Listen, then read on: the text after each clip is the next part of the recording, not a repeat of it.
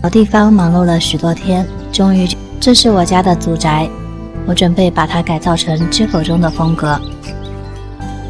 房子后面还有一片竹林，竹林里有好多的杂草和砖头。这里还有一棵大树，但是已经枯萎长猫了，要砍掉。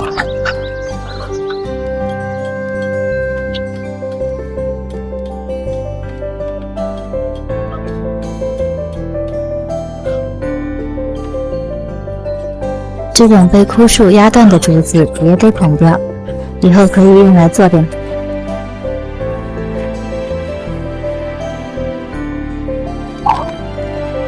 老房子上长猫的水泥瓦有很多旧瓦，到现在都还没有搬完。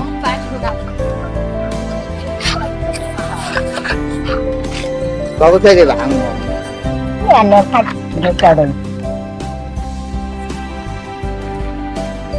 是你大爷！现在就只找到了这么多旧瓦，还缺好多呀。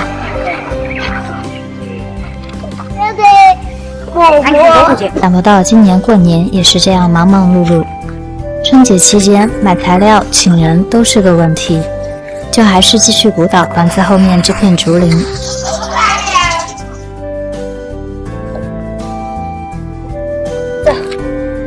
我准备在这片区域挖个池塘，养点荷花。我做菜经常要用，又不好买。挖竹根真的是个力气活。骗的你，他煮了我说锅饭。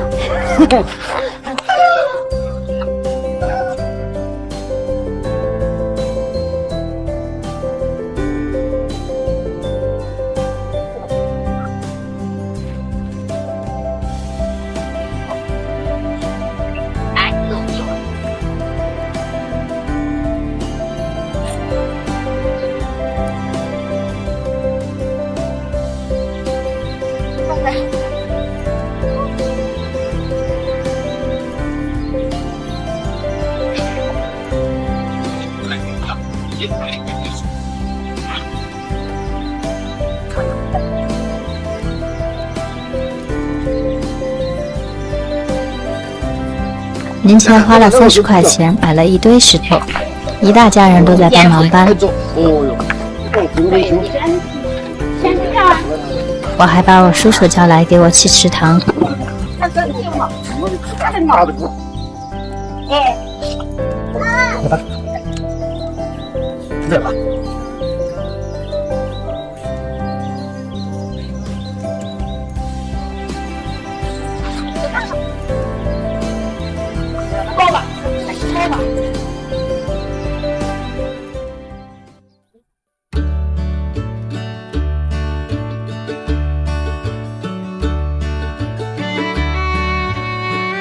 以后种上花草就更好看了。把老家的破房子改造成之4，房子才算正式动工。这里的老墙历经几十年风雨，已经风化，花了3天时间换掉了所有老墙，放家里的杂物。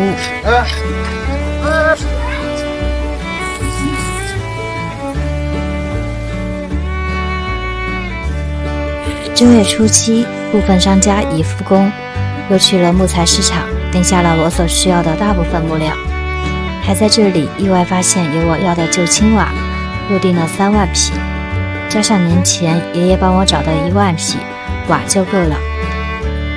这2天把正屋新增的墙也建好了。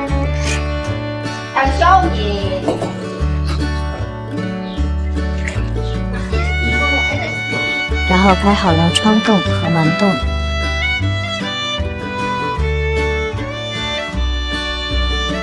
透过门窗看屋后的竹林，已经有那么一点点的感觉了。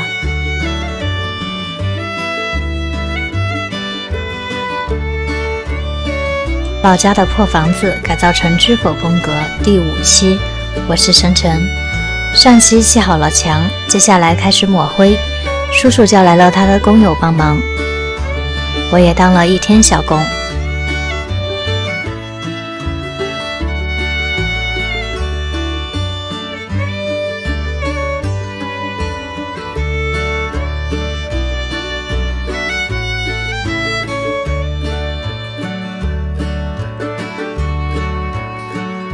等到墙体稳固，拆掉了老房子上的彩钢棚。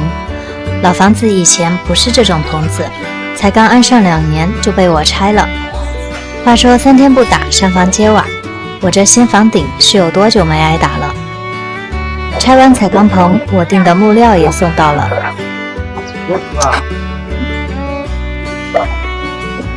这批都是老木料、老屋架、老船子，年龄应该比2个我都大。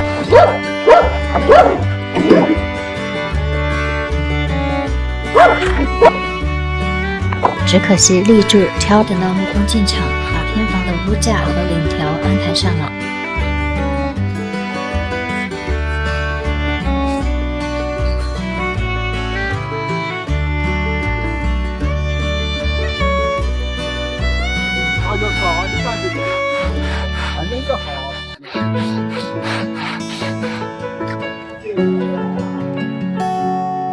还好不会影响最后的外观，我还是去找了我表叔公出山，他做了很多年木匠，并且之后的这木屋架可以做我想要的榫卯结构。现在订的是船子，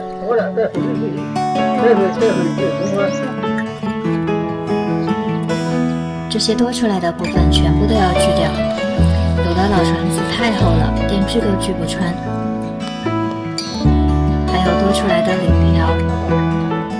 这会儿订的是沿边，花了3天时间，偏房的木结构才算完成。但痛苦的事情才刚刚开始，从来没想过有一天会一家人一起洗瓦片。这1万匹瓦是我们自己收回来的，在各种地方堆放了几10年，瓦上有很多泥巴和蜘蛛网，高压水枪都冲不干净，一块一块的，硬生生洗了2天。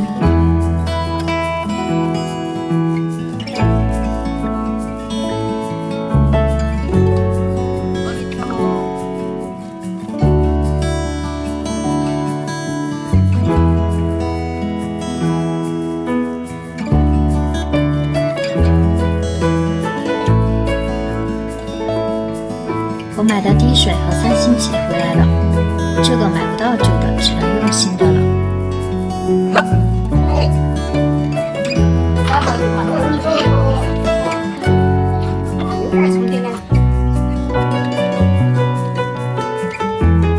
今天终于开始盖瓦了。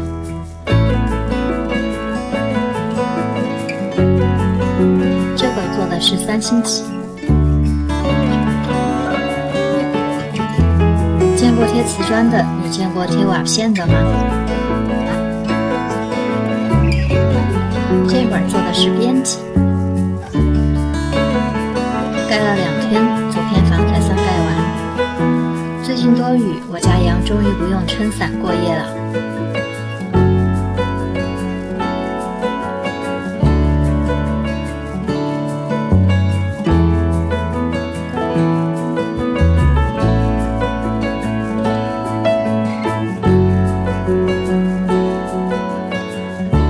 最后解答一下之前网友们的问题，有人说为什么要买旧瓦？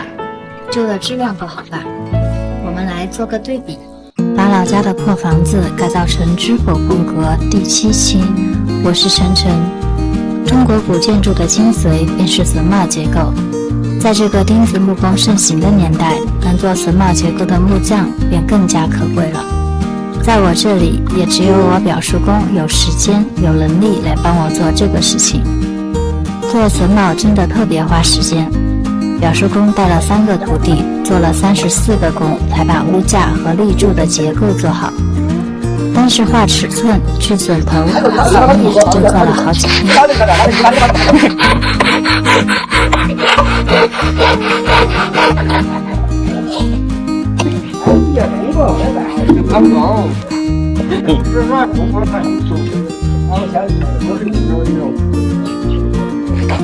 我拿你磕了半天了呢。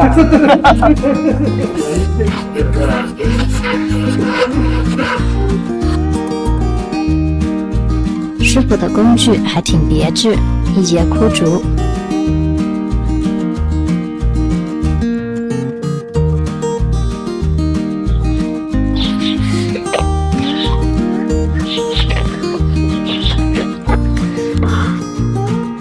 这这就是之后的屋架了。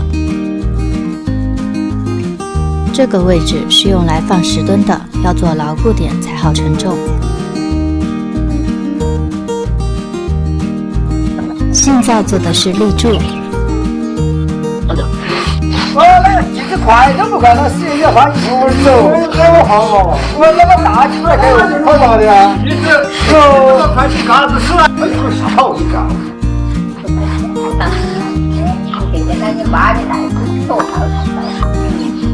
这个师傅做的是看梁。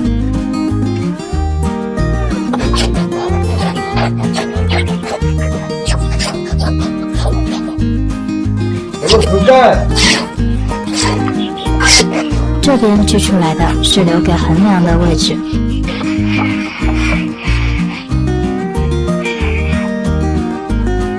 这会儿锯的是挑梁的位置，要固定边上的半立柱了。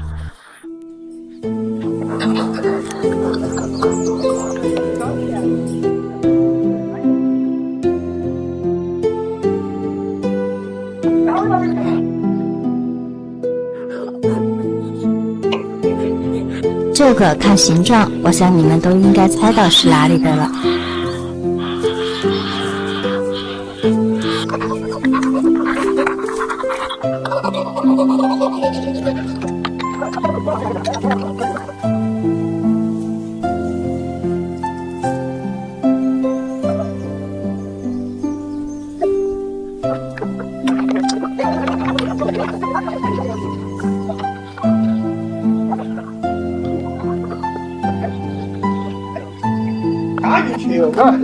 来，去！我那个不能玩个了。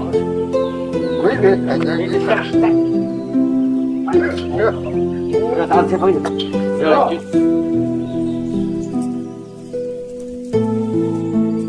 哎，好，好，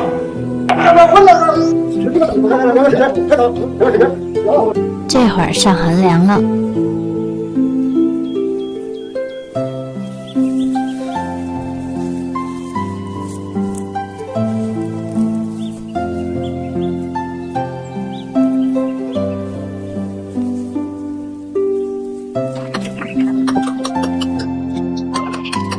这里是给以后门楣留的框。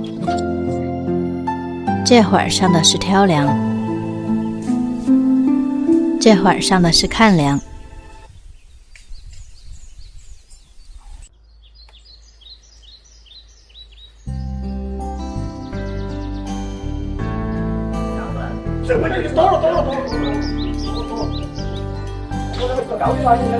现在把屋架也抬上去了。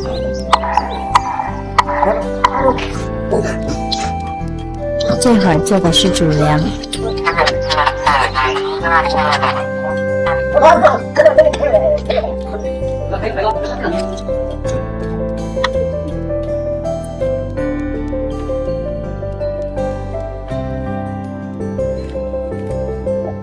上梁了，之后就等漆匠进场了。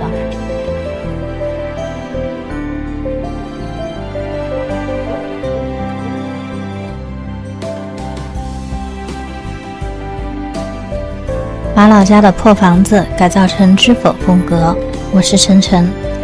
等漆匠来的这几天，先把家里的门槛做了。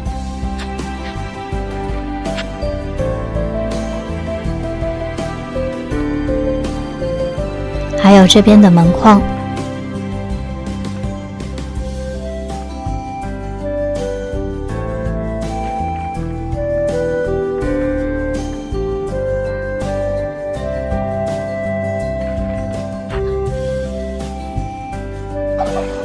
这个地方的样式是采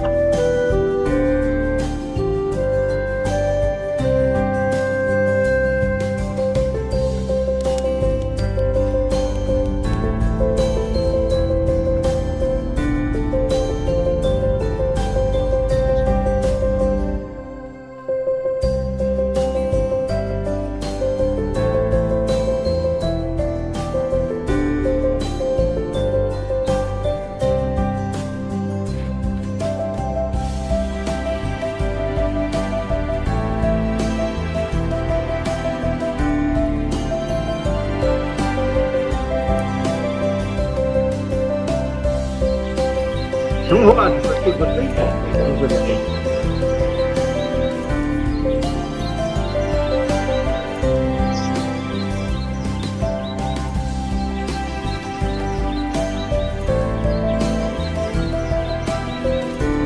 这里有一块300平的地，你们帮我想想种点什么花？我是晨晨。这2天家里已经开始过期了，但是还没有做完，就把之前拍摄的视频整理了一下。这个柱头是新增的，为了和房子里面对称，也是为了给墙体加固。值得一说的是这个盒子，因为买不到大小这么合适的，定制又要等很久，我表叔公就给我做了一个。老木匠真的太厉害了。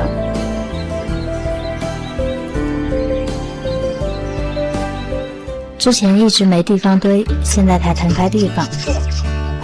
不过还好这些瓦不脏，用水冲一下就行了。上次那1万匹瓦把我家井水都抽干了，想想都觉得累。等盖完瓦，这片地就可以种东西了。你们喜欢什么花？把老家的破房子改造成知否风格。我是晨晨。很多人好奇我的房子是哪里来的设计图。在我做短视频博主之前，我和我先生都是室内设计师。房子所有的设计都是我们在刷了无数遍知否和剧组花絮之后自己做的。表叔公做的是岩板，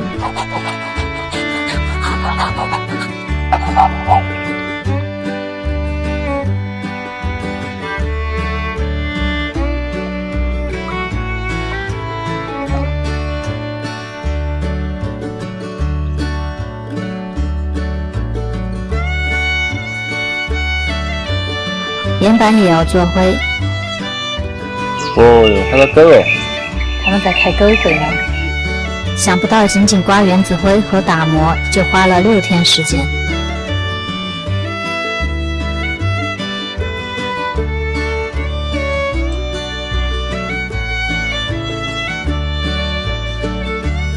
种荷花的季节已经到了，又忙着给小池塘装了土，灌上水。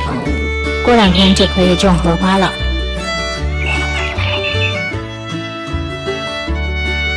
我还买了一些草籽撒在池塘边上，就是还缺点花。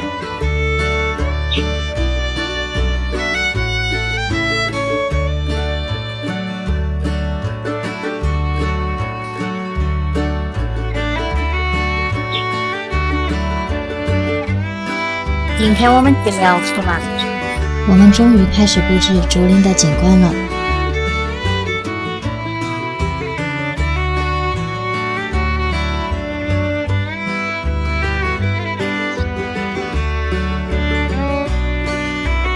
找了很多家里以前的老石板铺上。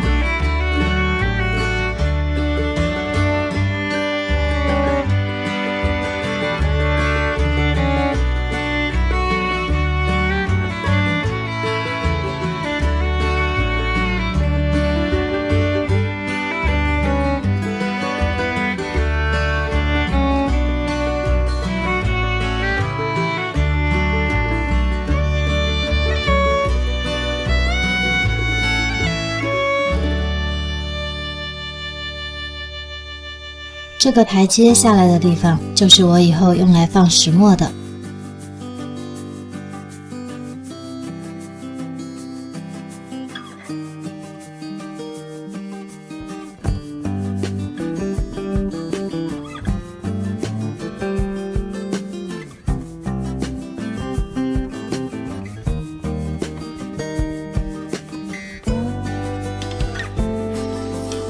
这种小碎石加石板的铺设方式也是我参照知否的。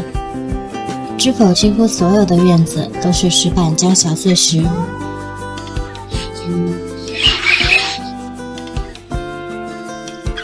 我又买了3斤草籽撒上。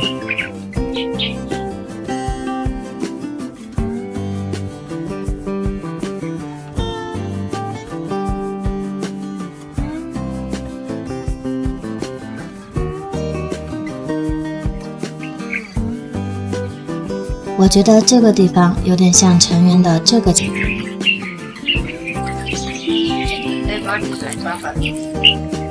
但我这里只能叫成名。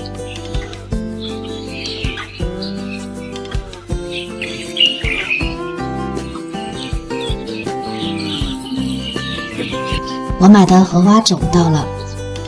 怎么这么小？人家本来就这么小。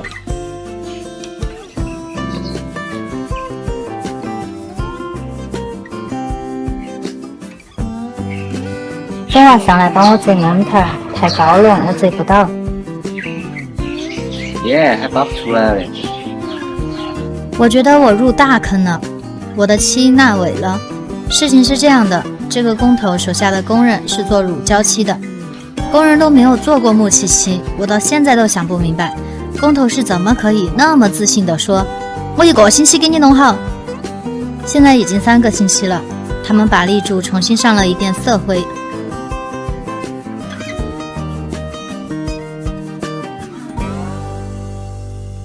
但是现在成了这个样子。最近连续的阴雨天，我们搭的胶铺已经快支撑不住了，盖瓦是不能再拖了，我只能让他们先把上面的屋架和檐板处理完，先把瓦盖了，立柱只有之后再来想办法。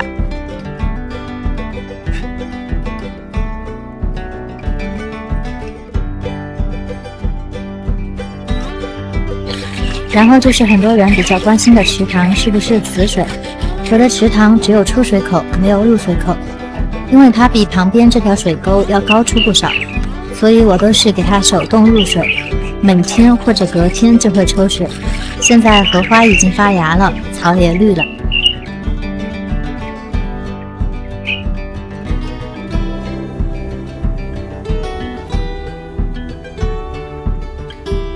好多点了，他给我没事，你就帮他吧，帮我连手里的头啊都是。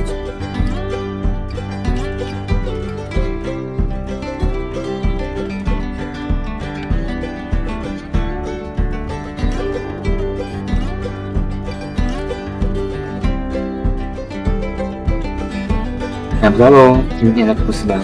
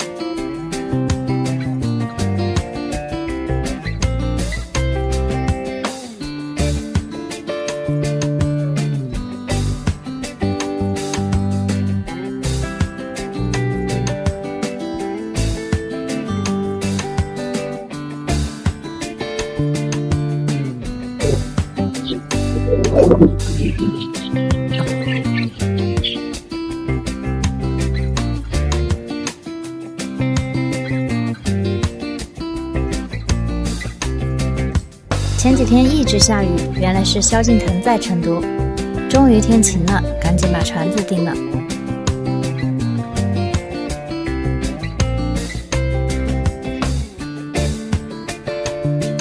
这个角度我是在邻居家的楼顶拍的，我真的没有无人机。漆工也在重新做立柱的漆，我们就一直盯着漆工做，总算是完成了，整整做了1个月啊！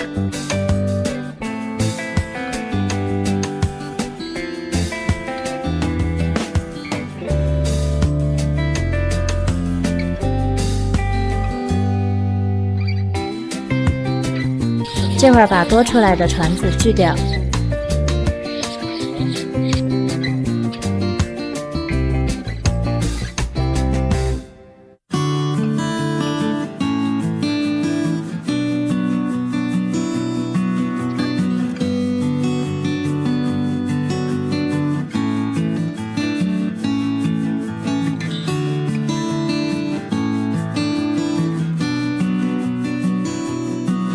这是我表叔公之前做的岩板，现在也要钉上去。也是大伙就严丝合缝的。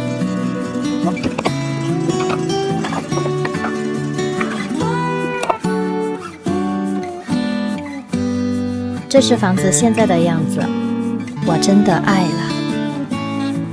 前几天做好了船子，这堆瓦也该腾地方了。正屋的房顶面积比较大，搬瓦上房顶就搬了2天。这个正吻是和盛家相似的龙头鱼身样式，然后是3星脊，还有飞檐和边脊，这些东西安装完才开始盖瓦。这些东西唯一的缺点就是太新了，和老瓦片有那么一点不搭，希望过几年会好些吧。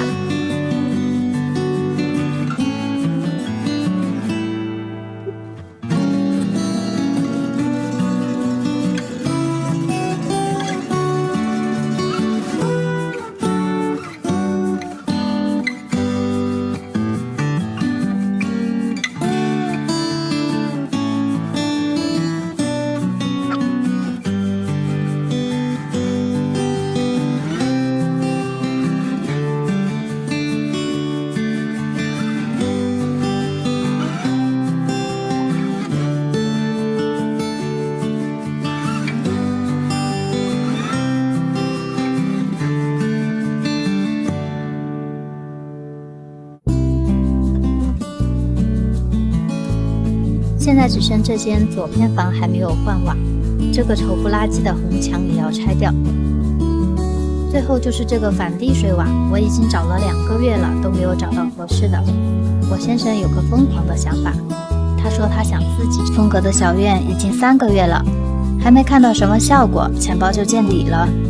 最近农忙，家里又停了几天工，让大家久等了。我发现最近好多人说我怎么这么早就结婚了，我今天就25岁了，他呢也快26了。我们从大学到现在在一起已经6年多了，我想应该也不算早吧。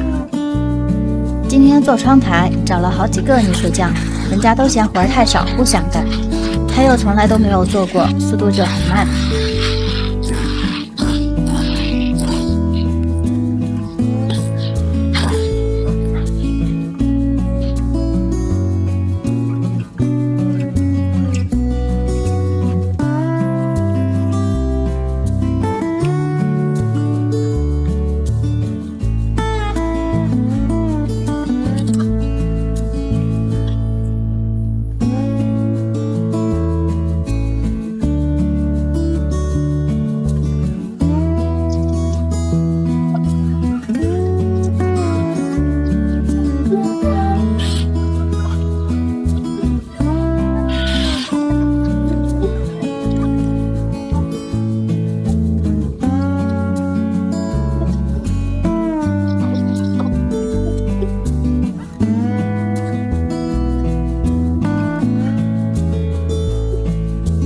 最后还得老爸来把它做了。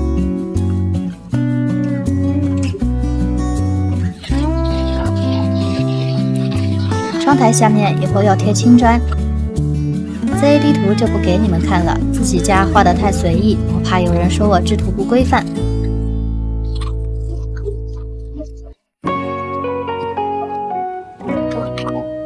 这个房间盖完瓦就发现光线不是很好了，我们又决定在这边开一个6边形窗。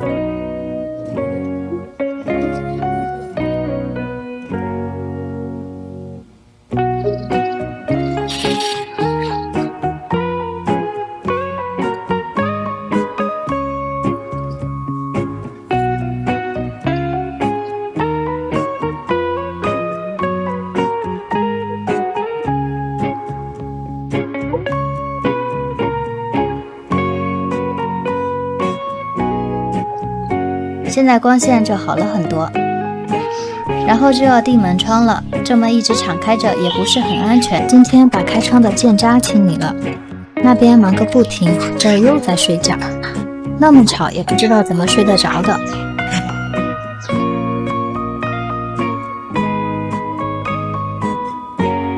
他又换了个地方睡，顺便把这边乱七八糟的东西也打扫干净。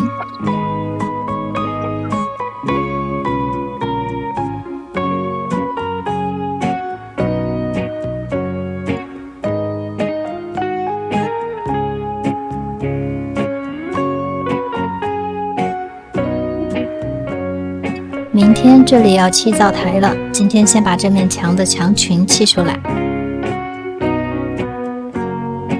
砌完天都快黑了，妈妈回来又帮忙一起做了过梁的盒子。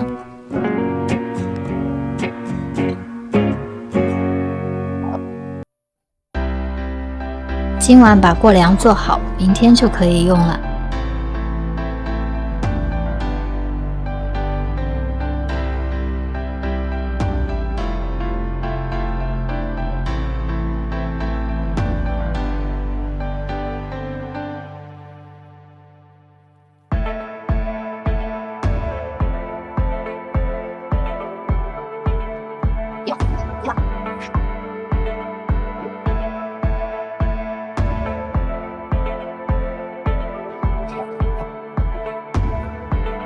这个窗洞就是让砌灶台的师傅帮我们抹的，下期就砌灶台啦。铺了路，撒了草籽，要来。我想大部分人都见过柴火灶，但没多少人见过砌灶。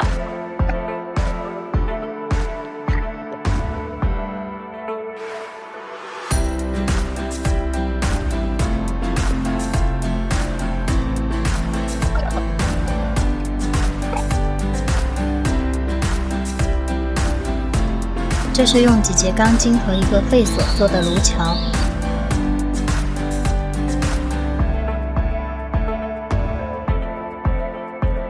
现在开的洞是连接烟囱的。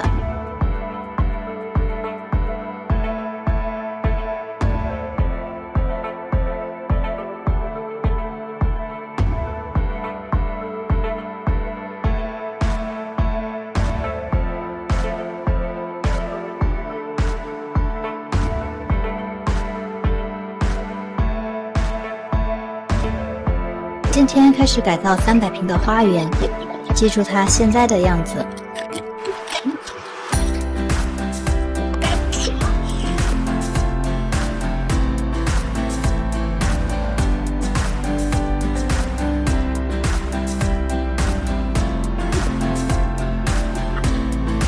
第一步就是先把它围起来。这块地原本不是我家的，是我干妈家的。她知道我想做花园，就换给我家了。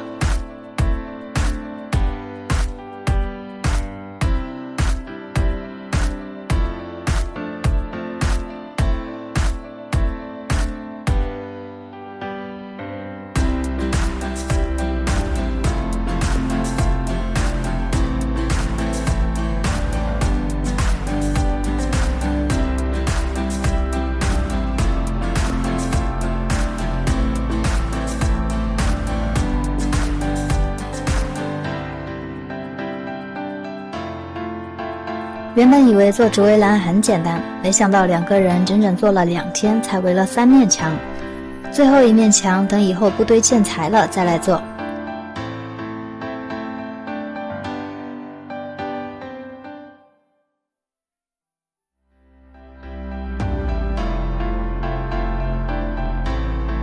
这边才刚忙完，他又搬了一堆老石板出来，准备铺路。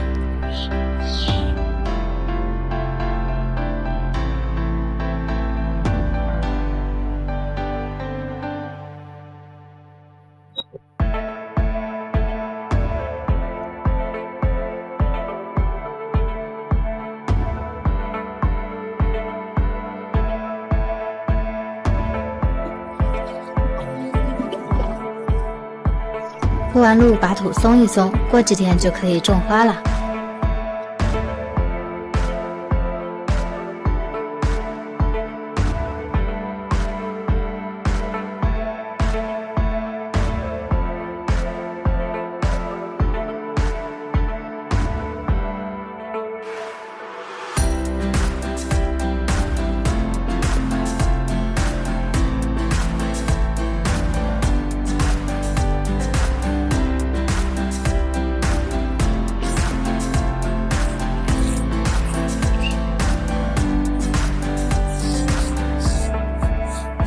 花园终于种上花了。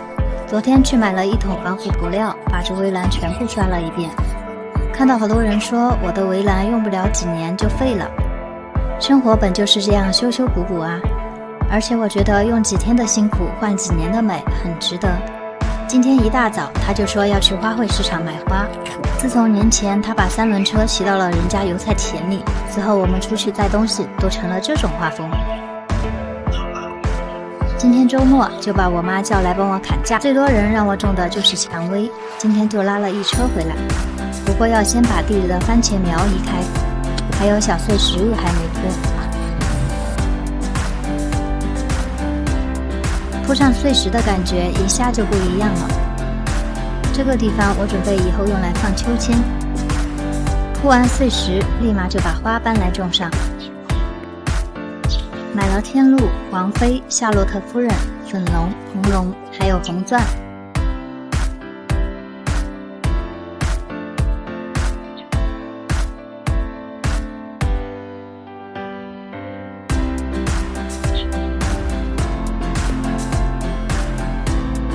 邻居捡的那套小狗，他们天天跑来找孟德耍，他是不是看孟德长得跟他像，以为孟德是他老汉儿？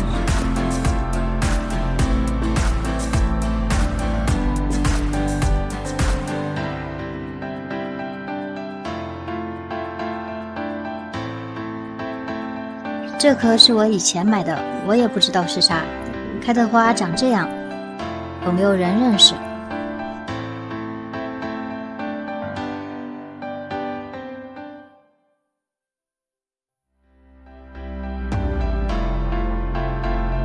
然后还有一颗大栀子花，蓝色阴雨，风车茉莉，最后还有一颗百香果。今天只拉得了这么多，过几天还要去买，想想就很期待。今天砍了一根竹子，想做一个篦子，找了好多遍都没有柴锅能用的去碰。想想自家这么多竹子，索性就自己做一个吧。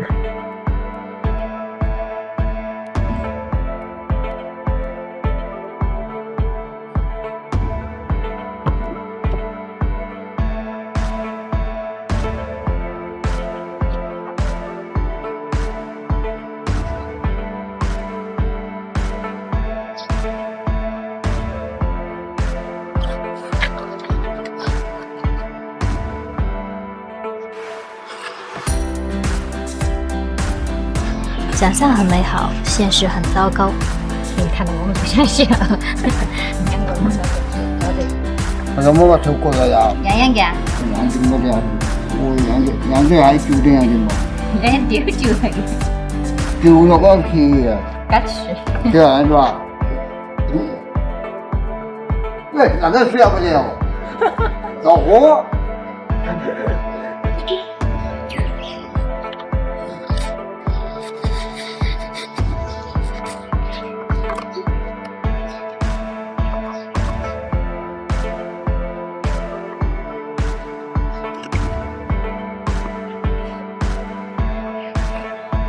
来了。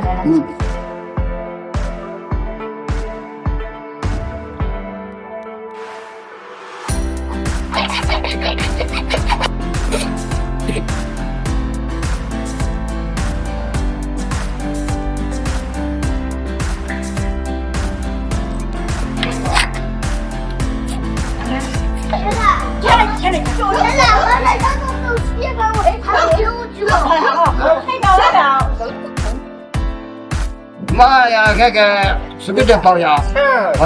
没得我，差就可以。没得我计划呀，那包就行是吧？嘿嘿，包就行，我就行。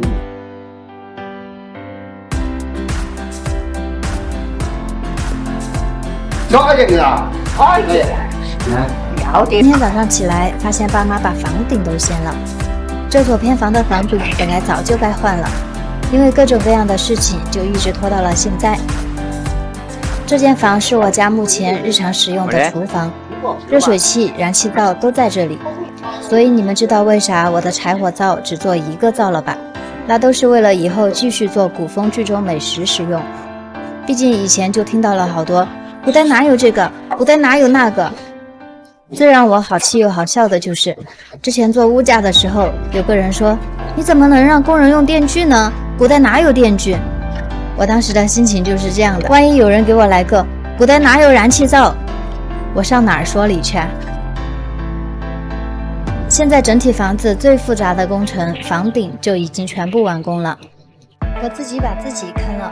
看到好多网友跟我说我的花栽得太密了，我这个养花新手又重新折腾吧。今天灶台台面终于拿回来了，这块台面我们在石材城选了10几天才找到，加工又等了几天。吃过早饭又去买了一些花回来，绣球也是很多人想看我种的。这个园子是独立的，离房子有10米左右，所以大家不用担心月季绣球什么的和知否风格不搭。所以你们还想看我种什么，只要我这里能种都可以。另外和房子连着的还有一个40平的天井还未改造，天井就会按照知否风格去布置了。这些矮围栏的竹子也是之前做外面的围栏锯下来的。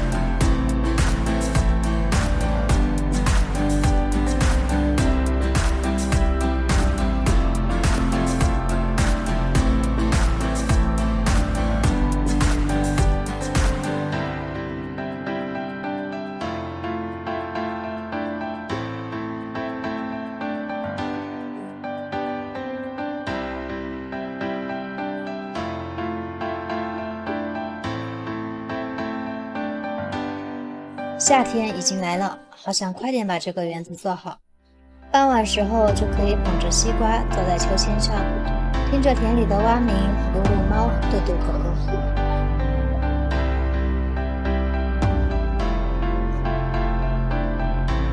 有个好邻居是什么体验？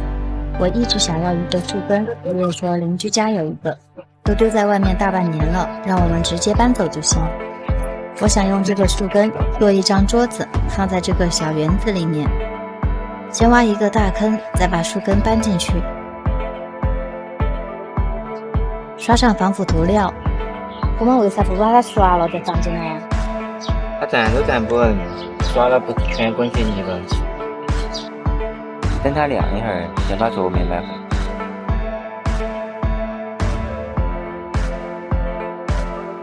这树是真的大，2个人才把它锯开，还锯歪了。由于这棵树太大了，老板也没有这么大的车床，只能搬回去让李老师手动修平吧。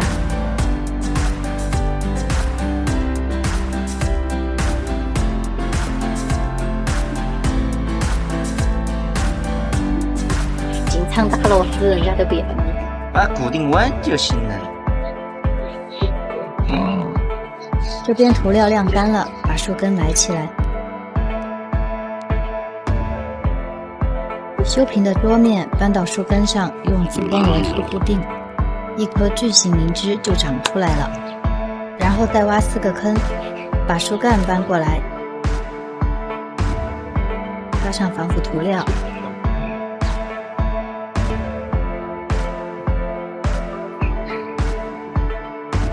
晾干以后，埋上树干，打磨平整，凳子就做好了。以后在这发刀吗？说起我都饿了。这地方之前一直堆着小青瓦和砖，地里也埋着很多砖，这堆建渣就清了一下午，然后把这边最后一面竹围栏做好。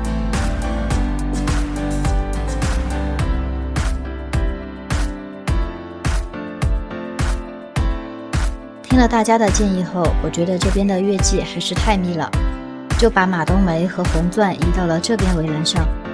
经过了半个月，小园子终于有了一点点效果了。端午假期过了，院子又该动工了。最近雨水天多了起来，搭了个简易支架，想把桌子晾干，结果被吹翻了，桌子又被淋湿了，也不知道什么时候才能上漆，又不得不重新做支架。雨水一多，我种的向日葵也都发芽了。原本以为现在种来不及了，卖家跟我说还可以种。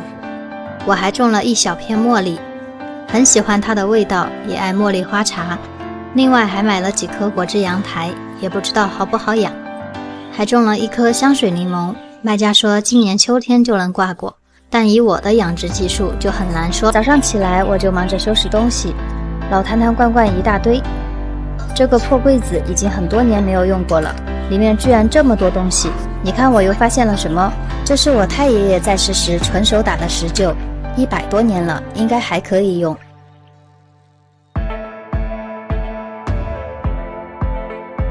终于收拾完了，拆家这种事就交给李老师了。我想尽量去还原知否中的场景，在材料选择上成了我现在最大的问题。室内装修也因此迟迟没有动工。今年因为环保问题，订窗户也变得特别困难。朋友装修公司好几个客户家里都是，其他装修工程都已经完成了，就是窗户一直做不出来。现在我家也成了这样。这些敲下来的砖有的还能用，就把它整理出来。周末有爸妈帮忙，干活速度也快了不少。明天就要开始做室内的工程了，终于到我们2个室内设计师的专业领域了。我们明天见。我的知否小院室内工程终于开工了，今天要做的是墙面装饰线条，表叔公7点就过来弹线了。这间屋子墙面装饰线条比较多，弹线就有够忙的。然后就是这些木料全部都需要打磨平整。今天有朋友过来帮忙，我也就有空做点好吃的，就开始订装饰线条。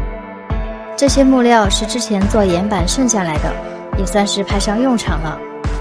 墙面装饰是参照知否成员来设计的，以后这些木饰线条也会刷成和柱子一样的颜色。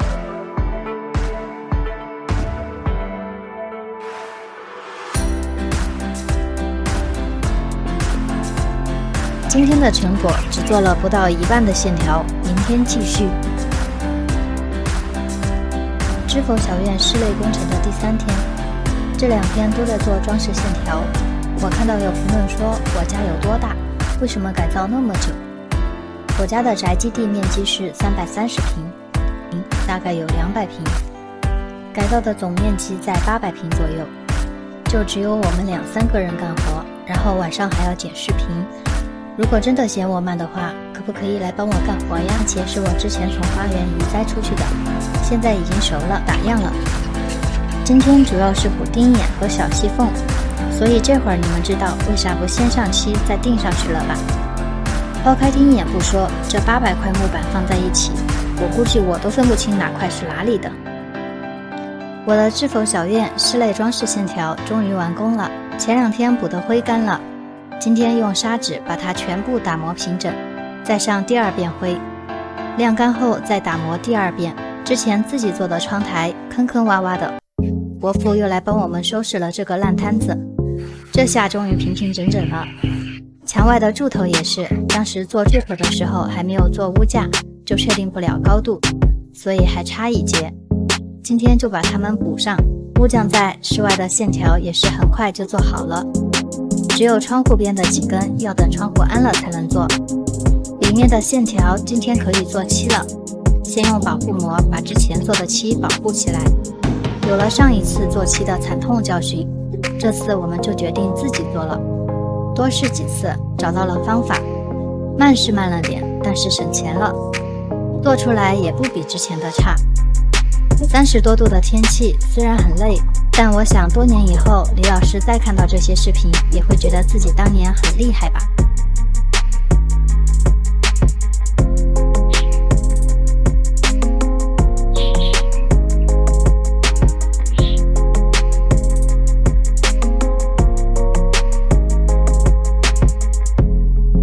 家说我的窗户做好了，今天一大早就飞奔到建材市场去把我的窗户拉回来。等了那么久，撕开包装的时候还好没让我失望，这也太好看了吧！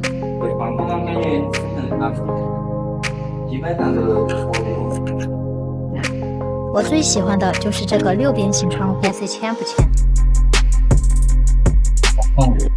真的绝了！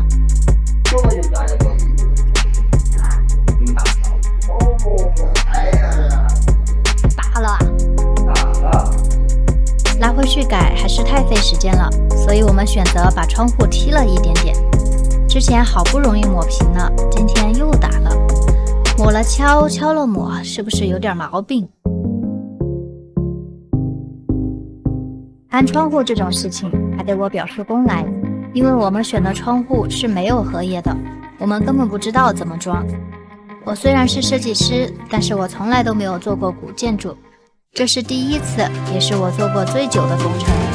现在很多做木窗的，他们还是用的金属荷叶，那就失去了原本的古风气息。这就是古时候门窗用的转轴，以前有些农村上也用这种转轴。现在有了金属荷叶又便宜，转轴就几乎没有人用了。但是我喜欢，还加了500块钱人家才给我做的。其实改造老家的房子，从14年我刚上大学的时候就有这个想法了。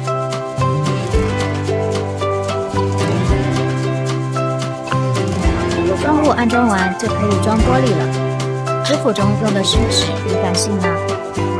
不过剧组在棚里拍摄，淋不到雨也没关系。我这儿就不可能用纸了，毕竟是自己要住的房子，而且我家年年可能1天就给我挠破了。考虑到采光问题，我就用的是这种普通的透明玻璃。主屋的窗户安装完，就剩最后一个杂物间的了。下着雨还得撑伞才能做。窗户安装完，效果立马就出来了。这一刻才觉得所有等待都值得。窗户全部装完了，今天把剩下的装饰线条做了。这部分线条都是要压着窗边走的，所以只能按完窗户做。我们的传统榫卯非遗技术，能做的手艺人已经越来越少。我很庆幸改造这个老房子还能找到老木匠。我自己呢，就只能干点补丁眼这种毫无技术含量的活。这些青砖切片，我们是准备用来贴道口和墙裙的。我想要拿来大一些，再大一些。这2年搞了。对他应该再熟悉不过。田埂上、菜地边、荒地上，四处都是他们生的。种庄稼的人对他恨之入。自从草坪废了以后，竹林也就没怎么打理了。竹叶都堆满了，把竹林打理干净，就可以把挖的铁线草铺上来。之所以选择铁线草，就是因为它生长迅速，耐干旱、耐贫瘠，也长不高。四川又叫它拔底草。最重要的是，它随便采，大货车都碾不死它。我总共买过4种草籽，最早的这种它也是生长迅速，但是长得很高，2、3。如果铁线草都被我养死了，那我就只能想想其他办法了。砌起来还能固定小青蛙。这面墙的设计是我俩这2天才想好的，所以我的青砖切片买少了。原本都没计划这边会用青砖，起来还不错。直接把瓦搬进来。草都长满了。不好意思，不晓得扯一下。你勤快，你咋不晓得扯呢？李老师今天又当2番了。等现在装一个房子我都付全了。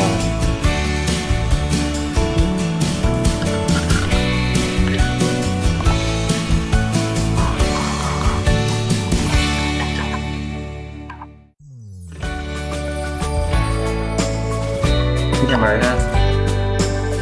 这就叫离婚了。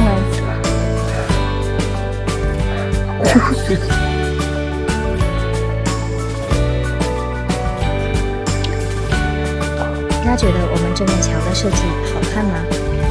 剩下的竹叶亮门，过几天我们就去卖竹子的地方定制。今天早上起来，李老师就在辅导他的工具。5花成本。哦，稀释剂不够，走来去买的。纸胶带和这个保护膜也没得好多了，你要去哪家？有可以去啊。哎，买保护膜去。买保护膜。先上一遍底漆，底漆干了之后再上面漆。面漆大400克主漆，200克的稀释，500克的不化素。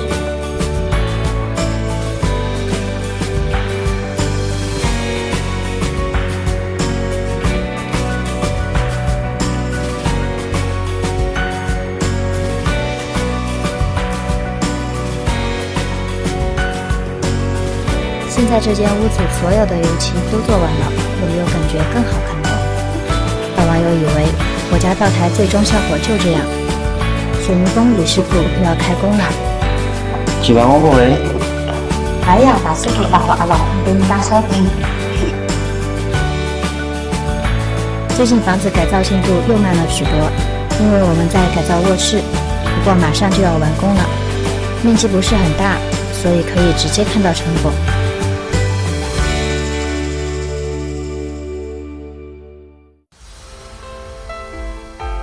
那么热，你休息一下，喝点水嘛。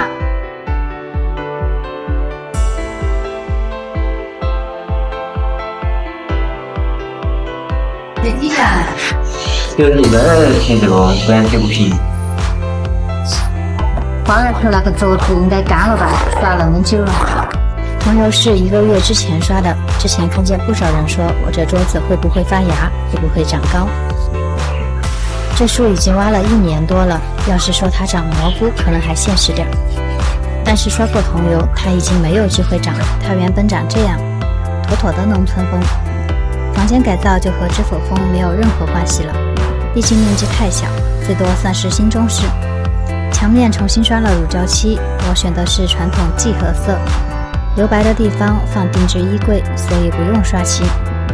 定制衣柜的板材我用的是多层实木板，性价比最高。颜色我用的是立体柚木，足足等了1个月，衣柜才做好。这张书桌以后就是我们办公的地方了。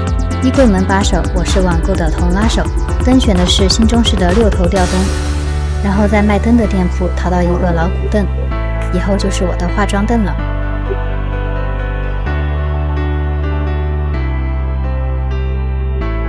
床也是在实体店买的，搭配了一个床头柜。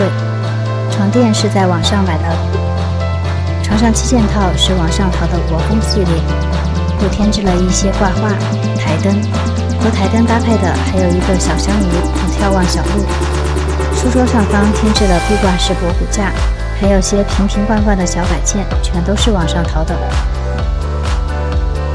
窗帘是实体店定制的，所以最后才送来。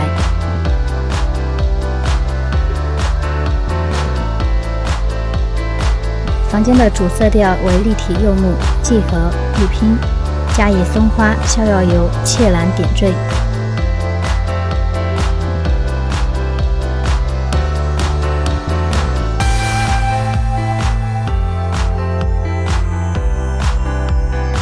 看到最后是不是疑惑？卧室在房子，今天把腻子买回来了。接下来要做的工程是把这间屋子所有的内墙、外墙、厨房的内墙以及天井的院墙刮腻子和乳胶漆。家里的监工还不少，先从内墙开始做。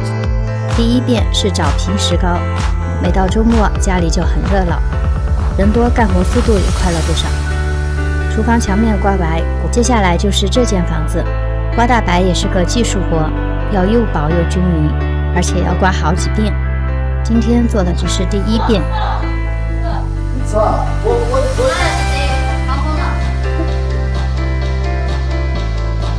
今天做的是第2遍，不过视频上已经看不出什么明显的效果了。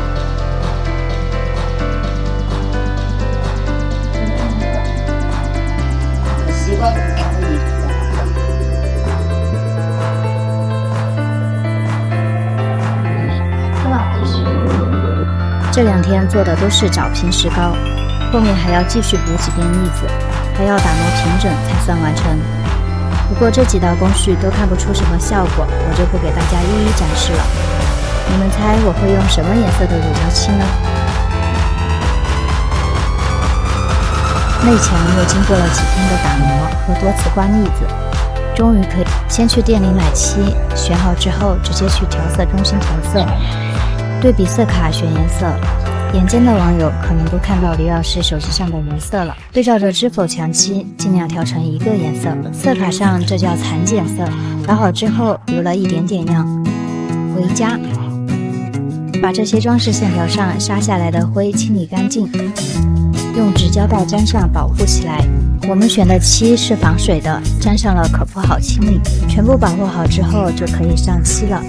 大面积的地方用滚筒刷就可以，小面积就用排刷，边边角角就用排比涂。朋友休假又过来给我们帮忙了。小年年跑来玩，看了许久，结果发现这两人根本不理他，又跑来找我，我也没理他，他就自己跑边上睡。不过为了对得起大家的催更，我们就加班了。七夕呀，你们在过节，我们在熬夜刷墙，这个七夕节毕生难忘。所以大家催更的时候可不可以温柔点？我的头发已经不多了，去给舅舅过了生日回来，发现我们还在刷墙，不忍心看我们熬夜，又跟我们一起刷。没想到4个人还是刷到了凌晨1点才基本上刷完。这次的墙面颜色大家觉得怎么样呢？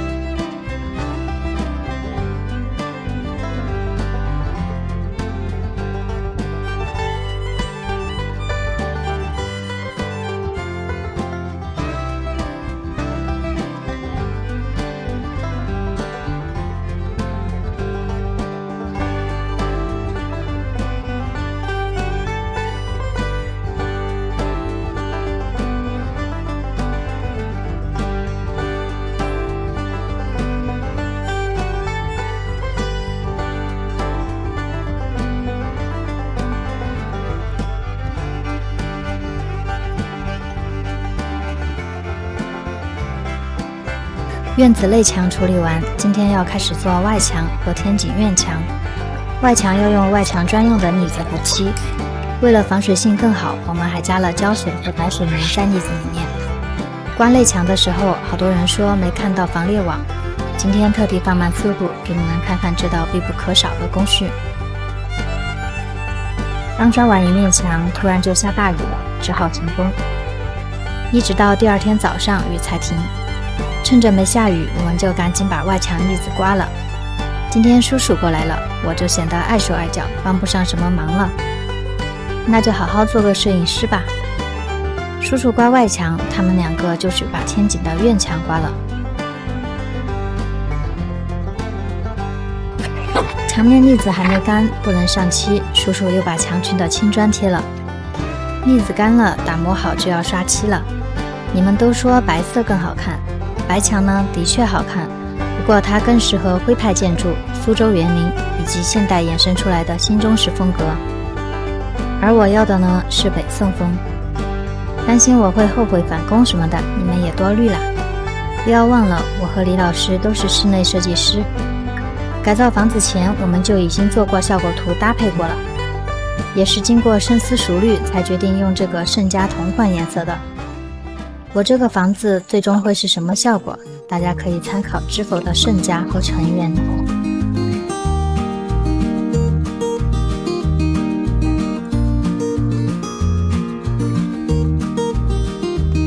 今天补了一些青砖回来，原本计划贴着外面的青砖，被我们拿去贴柱子了。今天又只有我们2个人在，我又要当小狗了。问问我是不是可以上工地了？有没有包工头把我收了？李老师这现学现卖的速度比叔叔慢了5倍都不是，这让我决定以后贴室内的地砖一定要请个师傅贴。一是李老师没贴过，肯定又很慢。最重要的是，贴地砖需要非常丰富的经验，搞不好就会空鼓翘边。就这4面，他贴了1天半，看看效果。啥要素的？228块钱。因为我们自己管理疏忽，工人误加了石灰粉进去，现在鼓包了，只能敲掉重新鼓。等灰晾干以后，就可以重新上漆了，便终于拉回来了市场。成都的建材市场几乎都要被我们跑遍了，就不要嫌弃我们更新慢了。找建材就花费了我们大量的时间，网上也看过很多，但送来的样品与图片的差别就比较大。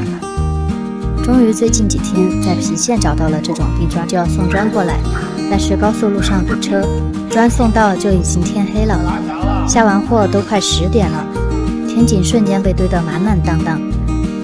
这次我一定要找一个靠谱的砖工。我的屋檐都长鸟窝了，一直都没有找到我们想要的反滴水瓦，我已经不想等了，就怕到时候瓦下面全是鸟，就换了另外一个款式，虽然也挺好看的，就是跟这里不太一样。要是以后能找到，我还是会换掉它。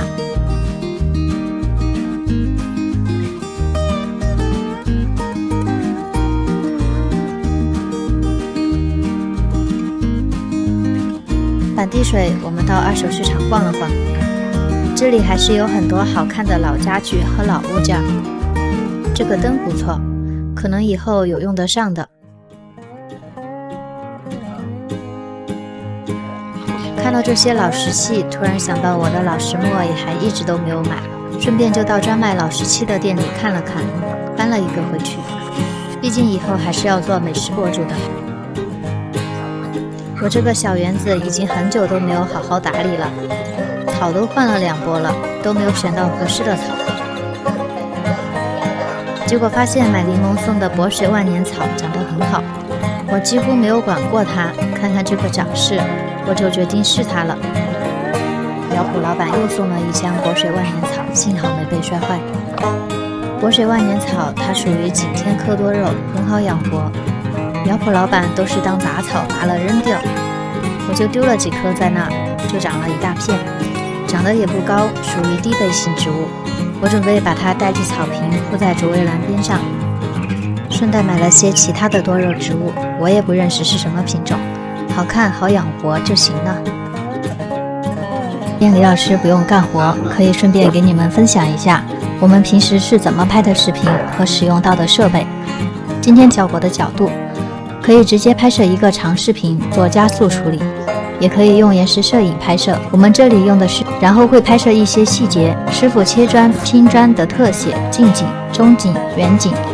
这里中近景用的是索尼50镜头，远景是20镜头，拍相机佳能200D2加小痰盂镜头。铺了5天，地砖现在全部铺完了。拍摄这种整体效果用的也是20超广角镜头。没有。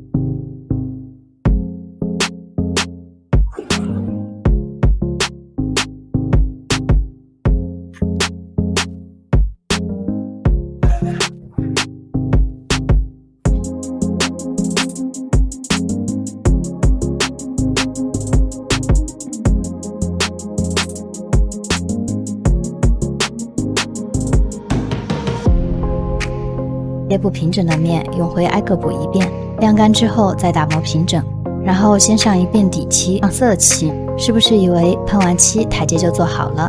还有石板还没铺呢，这些石板还没有我们需要的尺寸，只有自己切了，切好铺上去，天井的台阶就完工了。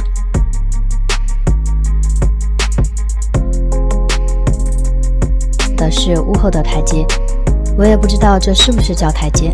反正四川话这叫改眼，我愣是没想起来书面语这叫什么。这后面比较简单，直接铺上水泥木纹板，再喷上漆，最后再把石板铺上去就可以了。现在这后面这面墙就只缺几个石墩了。今天定制的门楣和门拿回来了，这次买的白膜。定制白膜的速度会比喷好漆的更快，也更便宜。拿回来自己喷漆就不用等那么久。之前室内室外的装饰线条都是李老师一个人喷的，这项工作他已经轻车熟路了。还是先上底漆，底漆干了之后再上面漆。这次木漆漆的颜色都是自己调的，因为调色中心的老板放假了，员工又不会调，这个看喷漆的头都要甩断了。胖头也不晓得他怎么受得了的，就要坐旁边盯着。都快喷完了，又下雨了，只好拿到房子里面喷。心疼我的地砖呀，拿了一块晒谷子的胶布垫一下。这2个柱子的漆也还一直没有补，只补2个柱子就去租个空压机不太划算，就等到这里一起做了。表叔公说他会就过来嘛。门楣和花格还是让表叔公安装比较放心，我们自己弄的话我怕会毁了。这些花格子主要是起装饰作用，也不成立，直接用枪钉钉上去就好了。原本纠结用油纸还是玻璃夹在中间，油纸呢少了点通透性，玻璃又太厚了，最后干脆什么都不要，只要贴地砖需要拉很多水泥河沙，就一直没有安装这道门，导致一下雨村里的狗都往我家跑，地砖上全是狗脚印。主体安装完，还有些小配件。传说门拉手上这个神兽是龙的第9子焦图，形似螺棒，信号臂，固立于门户。螺棒遇到外物侵犯，总是将头头紧闭。人们将它用在门上，就是取其可以紧闭之意，以求平安。因其面目狰狞，以负责看守门户，镇守邪妖。焦图信号僻静，忠于职守，所以被民间称为性情温顺的龙子。最后就是这扇月亮门，乱拼的效果安装出来还是不错的。现在硬装部分基本上就完工了，剩下的家居软装就慢慢去淘吧。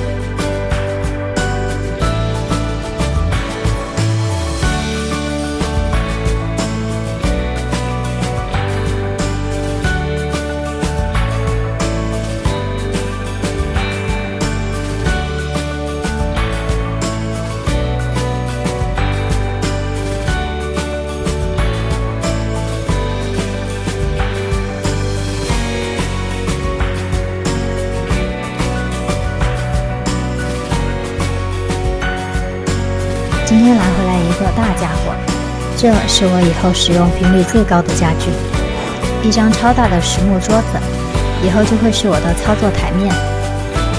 这是我在网上定制的，效果比我想象中还要好，再也不怕以后做个菜盘子都放不下了。然后我们去了之前的旧货市场，市场在成都石林，感觉大家都挺喜欢这些老物件儿。我们淘了2个博古架回来，靠这边墙摆放，用来放我的各种厨具。美食博主家什么都不多，锅碗瓢盆最多。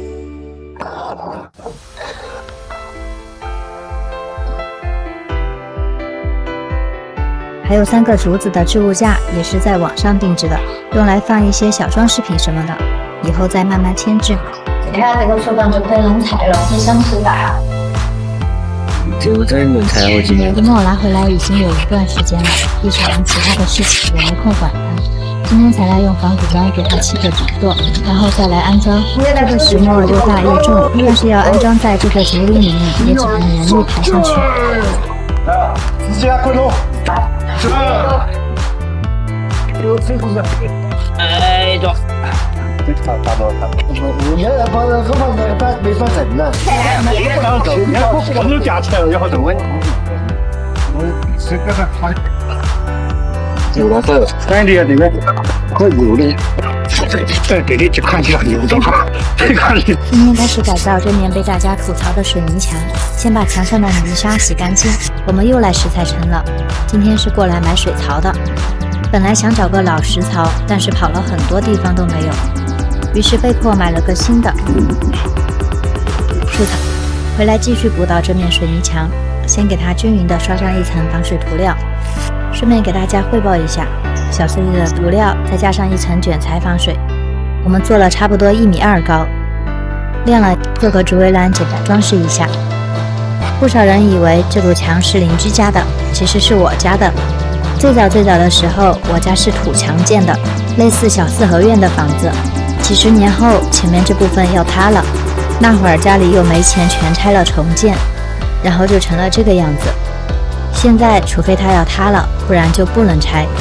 我也是没有办法呀，只能勉强。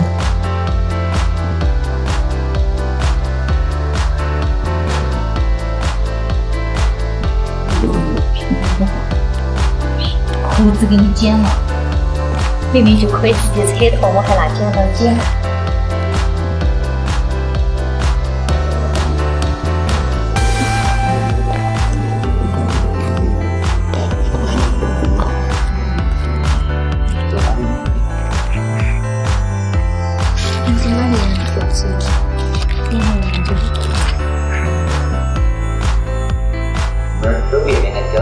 他要乱跑，他跑不出啊！你看嘛，这儿把红色的吊起。狗变的呀，红的。那个我小一点，90公分。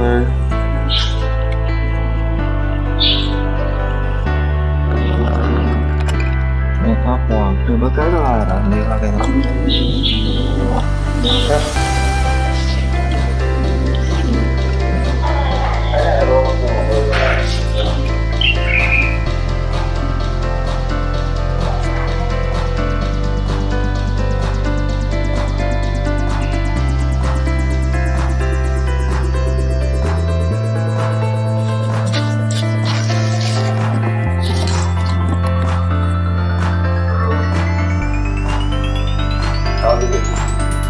下来点。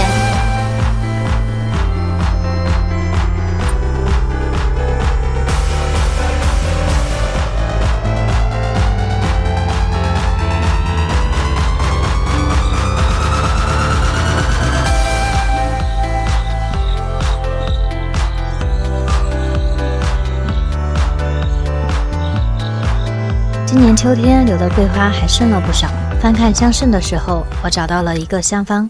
我以前也从未接触，从未了解过香道文化，甚至一度以为这种手串是木头做的。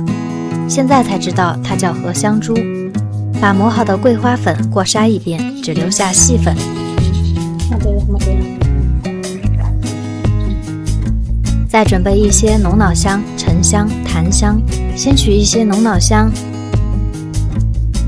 用研磨碗磨成细粉，好了，再把沉香、檀香倒进香泥碗，最后加上20%的楠木粘粉，搅拌均匀。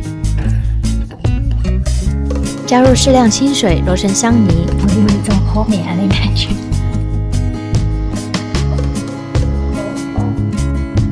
再把香泥放到石臼中捶打上千次。我是美女。捶打好的香泥搓成香珠，把模具刷上油，方便脱模。放入模具中压出形状，再用牙签穿孔。我做了一些圆珠，还有一些刮珠。做好的香珠不能晒，只能阴干。晾干的香珠取下牙签，再把香珠打磨一下，更加光亮。最后穿绳可以加一些自己喜欢的小配件。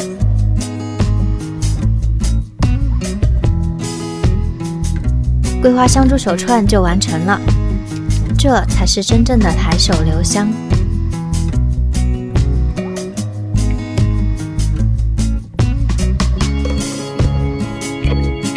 这块看起来漂亮吗？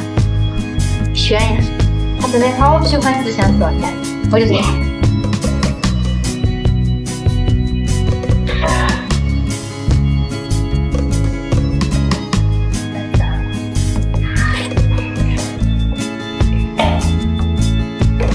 哎呦，慢点。来了。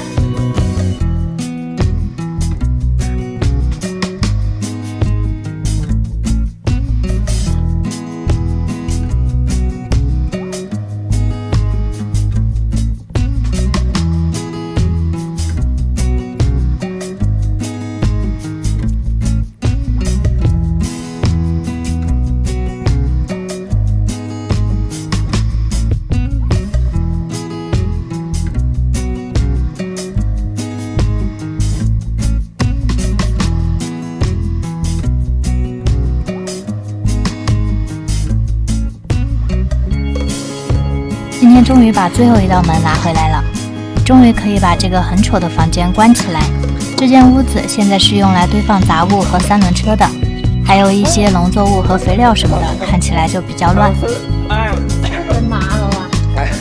这道门我们也是改了好几次方案，所以现在才送来。原本后卖家给我们建议说，这道门不大，做出来可能会显得拥挤，所以我们就取消了2个框。为了防止雨水进到房子里面，我们又用砖在下面砌了一个门槛，最后门装好的效果就是这样的。最近又淘到了一张书桌和3个花架，这书桌我找了很久，可是卖家的现货只有白膜，做漆又要等15天，我干脆就买回来自己弄了。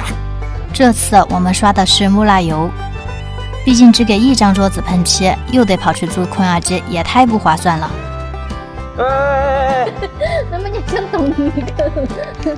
刷之前我心里也是有点忐忑的，因为以前没有用过，就在网上看了些别人刷的，还是很怕我选了那么久的桌子被毁了。好在最后出来的效果还不错。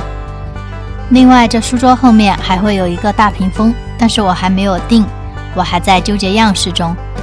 这边还有一个博古架，也在回家的路上了。今天拿到了布料和海绵，大家都说我这罗汉床缺了垫子和靠枕，我知道呀，就是一直找不到自己想要的，我就想试着自己做一做。说出来你们可能不信，这缝纫机是我前几天才现买现学的。以前家里也有一个老式的缝纫机，是我妈妈的嫁妆，不过20多年了，已经坏了，修了几次也修不好，现在已经退休了。这个缝纫机的样子虽然和房子不太搭，但是也蛮可爱的。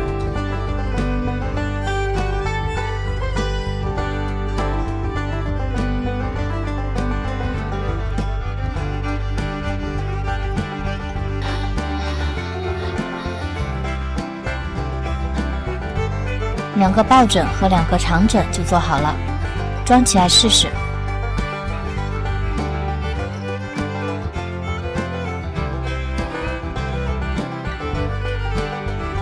最后就是坐垫，这个是最大的，做起来要麻烦一点。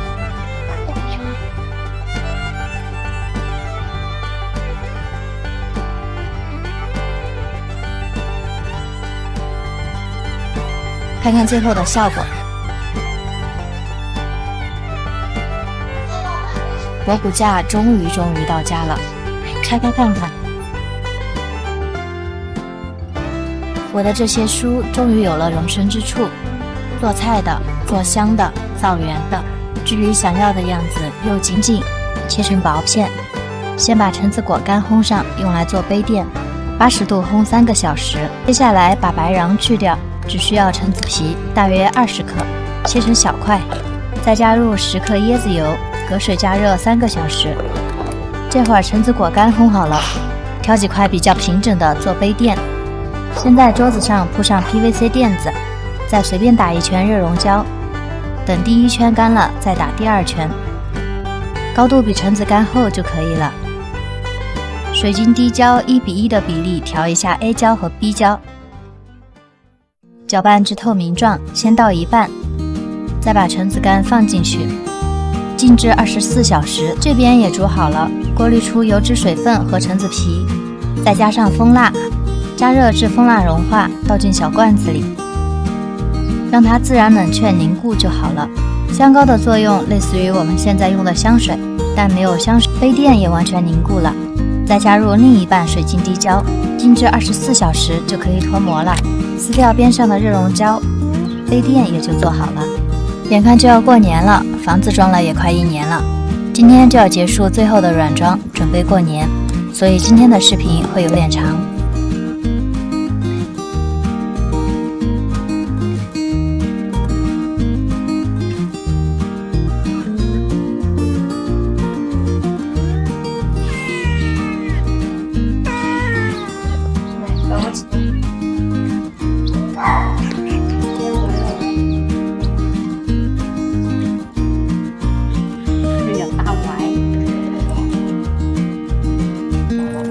大碗应该75，你看这是好多，少了1公分。等下我再多抬个82公分算，不然我这个手艺堪忧啊。好了，红切没完嘛？一包包，说的好细哦，你来打嘛。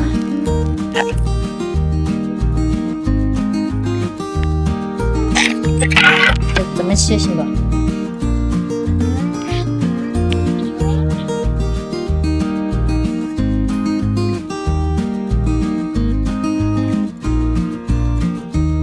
布帘就全部做完了，接下来做帷幔。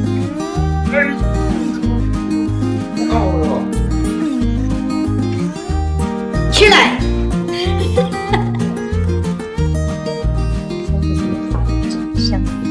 把我打到。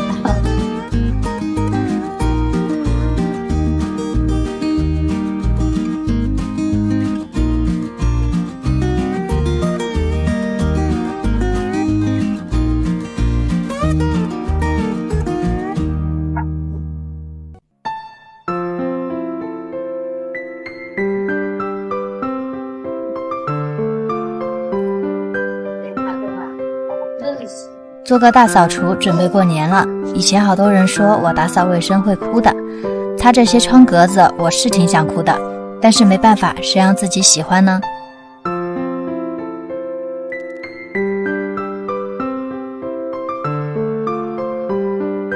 把架子打起。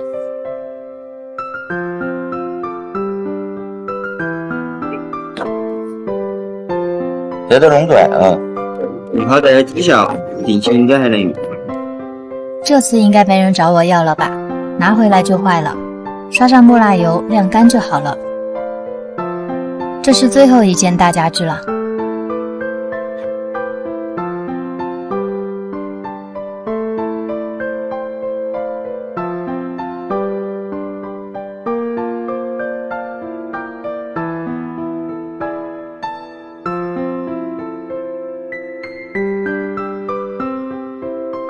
到了红梅，根据清代食谱的记载，制作暗香汤得从腊月开始，一直到入夏才能做好。现在正是腊月，等这些梅花骨朵再开一开， 5月5日立夏，到时候我们一起来尝一尝暗香汤。那个给我疯子嘞，要挂了。我晓得，他追你屁股儿。哎，这个耶，你不去追？等红梅的时候，我顺带买了几颗盆栽，就是买的有点少，今天车装不下了，我着急。过几天再添置一些。然后就是这个布帘，原本剧里盛家是这种竹帘，成员是这种布帘。我本想的是把2个结合一下，但是卖窗帘的地方都只有白纱，我本想着米白色也行吧，没想到挂上来效果不太好，我又买了些小穗子挂上，感觉又稍微好了一点点。等我实在看烦了再换吧。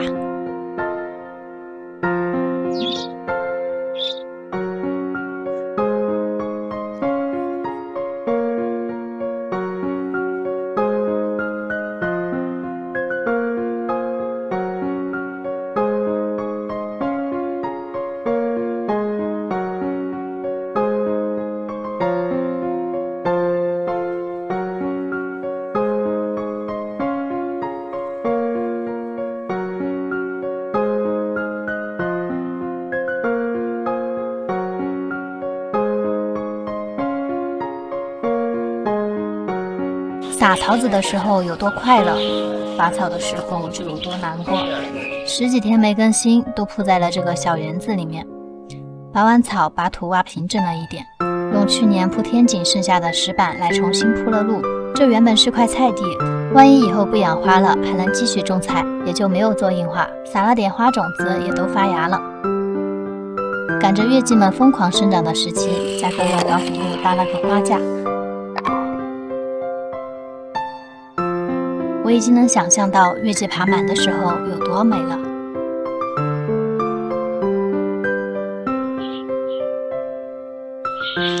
再刷上防水涂料，但愿能多用几年。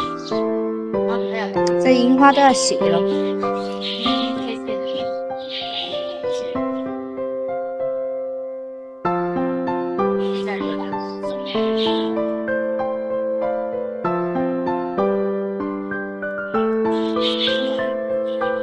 我又入手了一棵近4米高的藤彩虹，都搅成麻花了。年年好喜欢蜡烛袋子哦，搞得我有妹儿问我那么多，她都不去。你看嘛，这些蜡烛袋子反正是稀奇的很。一个种花的袋子，她都是去。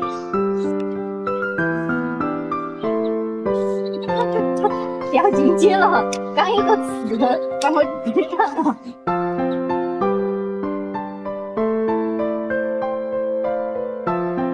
我这个小园子里面现在已经有13个品种的月季了，全部牵引好，剩下的就交给时间吧。